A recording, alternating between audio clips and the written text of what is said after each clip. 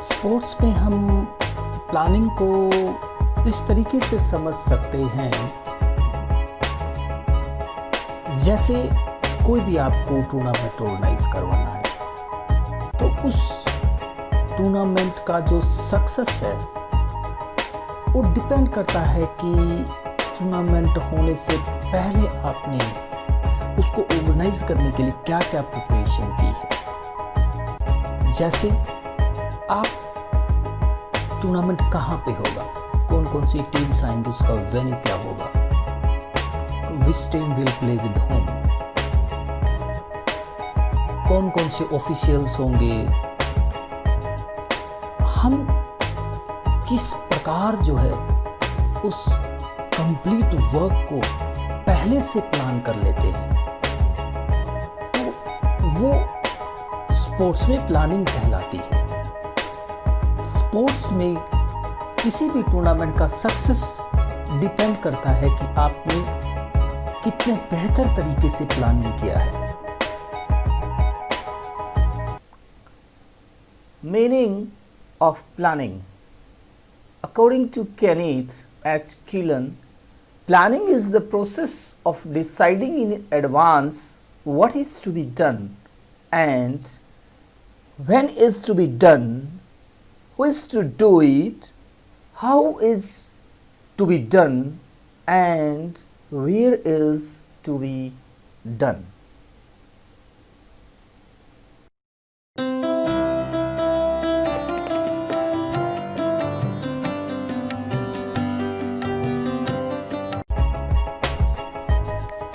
Planning के objectives को हम इस तरीके से समझ सकते हैं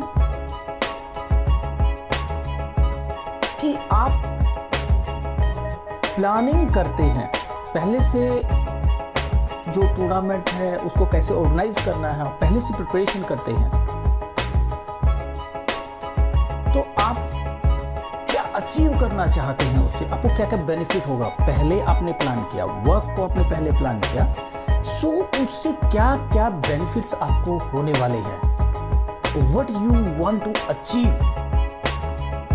पहले से प्लान किया आपने, किसी भी टूर्नामेंट को ऑर्गेनाइज करवाने के लिए आपने प्लान किया, तो उससे आप जो अचीव करने वाले हैं, that are the objectives of the planning. Next is objectives of planning. First is avoid unnecessary pressure of last minute hassles. अगर आप पहले से प्लानिंग नहीं करते हैं किसी भी वर्क को, किसी भी टूर्नामेंट को, तो इन द एंड क्या होता है, you don't know what you are doing, को पता ही नहीं आप क्या कर रहे, तो लास्ट मिनट मोमेंट पे आपका हैजल्स होता है, क्या करें कैसे करें। तो इसीलिए planning is very very necessary. Then increase efficiency of every activity. जो आपकी, देखिए जब भी आप टूर्नामेंट ऑर्गेनाइज करते हैं तो उस कंप्लीट टास्क को करने के लिए उसके अंदर डिफरेंट एक्टिविटीज़ आपको करनी पड़ती हैं, तो हर एक्टिविटी की एफिशिएंसी इंक्रीज करने के लिए, वो स्मूथली चले, तो उसके लिए नेसेसरी है कि आपने उस कंप्लीट वर्क को पहले से प्लान किया हो, तो इससे आपका एक ये ऑब्जेक्टिव अचीव होता है। नेक्स्ट है keep good control over all activities. जितनी भी टूर्नामेंट, ड्यूरिंग टूर्नामेंट जितनी भी एक्टिविटीज़ होती हैं उन सब के ऊपर आप का कंट्रोल अच्छा रहता है अगर आपने पहले से प्लान किया है। Then facilitate proper coordination between various committees.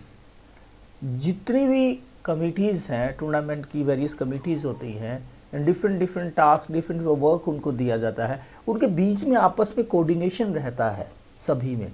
जैसे आपकी टूर्नामेंट कमेटी है जो टूर्नामेंट का काम देखती है, फाइनेंस कमेटी पैसे का काम देखती है, देन आपकी रिसेप्शन कमेटी रिसेप्शन का काम देखती है, बोर्डिंग अनलोडिंग कमेटी प्लेयर्स के आने जाने का ध्यान रखती है, सो अनाउंसमेंट कमेटी, तो ये सब कमेटीज़ के बीच में आपस में कोऑर्डिनेशन रहता है। Facilitate safety and improvement in the performance. So आपकी इम्प्रूवमेंट, आपकी परफॉर्मेंस अच्छी होती है, सेफ्टी भी रहती है। Then increase creativity. देखिए अगर आपने वर्क को पहले से, वर्क के टूर्नामेंट को पहले से प्लान किया है तो आप उसमें कुछ भी क्रिएटिव कर सकते हैं, कुछ भी नया कर सकते हैं। Reduce the chances of mistakes.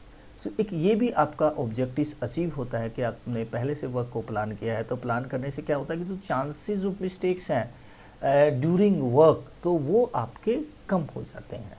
Then timely achievements of the target.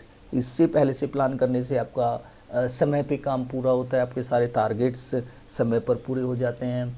Then improving the percentage of success. आपका जो टूर्नामेंट का सक्सेस है वो भी इम्प्रूव होता है। Then finding out the causes of the failure. अगर आप का टूर्नामेंट कोई भी टूर्नामेंट ऑर्गेनाइज करवाया वो सक्सेस नहीं होता है, तो उसके क्या क्या काजेज रहे फेलियर के, वो उनके बारे में भी आपको पता चल जाता है। Then deciding the appropriate time duration of the programme.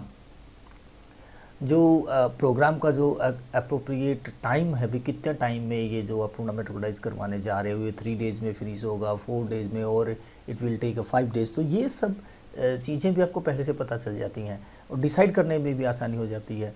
Then distribution of the work according to the ability of the people involved. तो देखिए इसके अंदर क्या है कि ये मल्टी डायरेक्शनल फील्ड है, इसमें बहुत ज़्यादा डिफरेंट टाइप्स का वर्क करना पड़ता है, तो डिफरेंट लोगों की ज़रूरत पड़ती है, तो उनको टास्क दिया जाता है।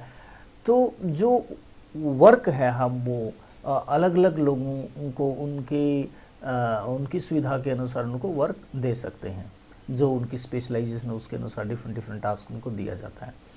देन है remaining within the budget while achieving the target required target. तो ये बहुत इंपॉर्टेंट है कि आपने सोचा कि हमने टूर्नामेंट ऑर्गेनाइज कराना, इट विल टेक 3 डेज, तो उसमें क्या होता है कि अगर आपने प्लान नहीं किया तो आपको बजट बाहर चला जाएगा, फिर आपको प्रॉब्लम होगी। तो इससे क्या होता है कि पहले से ही आपने प्लान किया वर्क को, तो आपको उससे आपको पहले पता चल जाएगा कि हमारा ये बजट इतना है, तो इस बजट से बाहर जा रहा है कि नहीं जा रहा। अगर जा रहा है तो आप मैनेज कर सकते हैं। तो remaining within the budget while achieving the required target. So these are the objectives of the planning.